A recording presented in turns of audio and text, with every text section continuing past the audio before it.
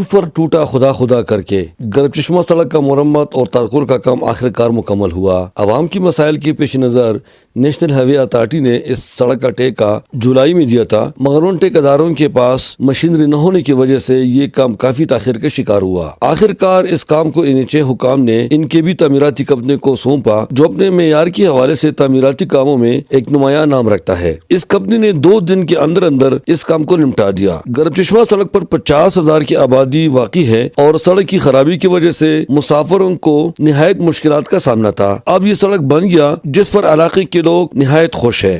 اس سے پہلے 2-3 ٹھیکیدار روڈ کے لیے آئے تھے اور بھاگ گیا، کوئی کام نہیں ہو سکا۔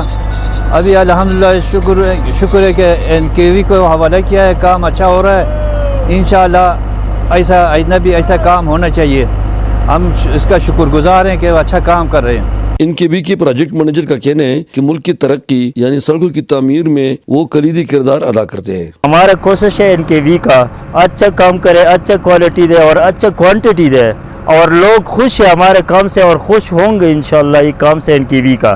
مقامی لوگ نیشنل ہائی وے اتھارٹی حکام سے مطالبہ کرتے ہیں کہ آئندہ ایسے ٹھیکیداروں کو کام نہ دیا جائے جن کے پاس کوئی مشینری نہ ہو۔ لیکن ان کے پاس تو اسفالٹ پلانٹ تو دور کی بات، ان کے پاس تو بیلچے بھی نہیں ہوتے ہیں، ان کو ٹھیکیداری دی جاتی ہے تو اس طرح ہمارے کام خراب ہوتے ہیں۔ آئندہ ہم یہ امید رکھتے ہیں کہ ایسے ٹھیکیدار کو نہ دیا جائے کہ جس کے پاس بیلچہ بھی نہ ہو تو وہ اسفالٹ کا کام کہاں سے کرے گا۔ اس سڑک کی تعمیر سے ایک طرف اگر مسافروں کو سفر کرنے میں آسانی ہوگی تو دوسری طرف حادثات میں بھی کمی آئے گی، جو نیشنل ہائی وے اتھارٹی کی طرف سے ایک احسن قدم ہے۔ گل محمد فاروقی، چترال۔